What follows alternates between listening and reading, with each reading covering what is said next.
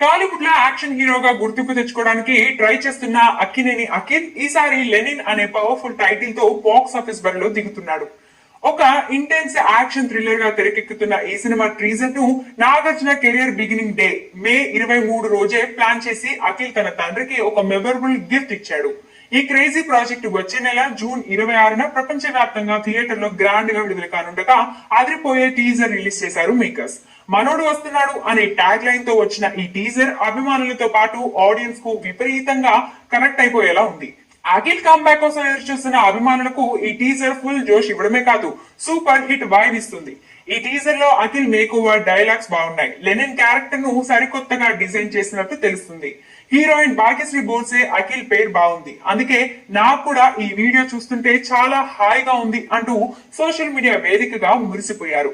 ఒక వైపు నాగ్ 40 ఏళ్ల సినీ ప్రస్థానానికి శుభాకాంక్షలు వెలువెత్తుతుండగా మరోవైపు లెనిన్ పై అంచనాలు పెంచేసింది టీజర్. టాలీవుడ్ లో యాక్షన్ హీరోగా గుర్తింపు తెచ్చుకోవడానికి ట్రై చేస్తున్న అక్కినేని అఖిల్ ఈసారి లెనిన్ అనే పవర్ఫుల్ టైటిల్ తో బాక్స్ ఆఫీస్ బరిలో దిగుతున్నాడు.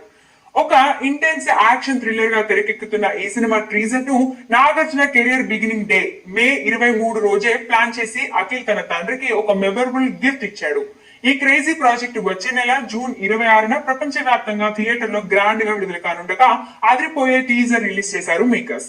మనోడు వస్తున్నాడు అనే ట్యాగ్ లైన్ తో వచ్చిన ఈ టీజర్ అభిమానులతో పాటు ఆడియన్స్ కు విపరీతంగా కనెక్ట్ అయిపోయేలా ఉంది.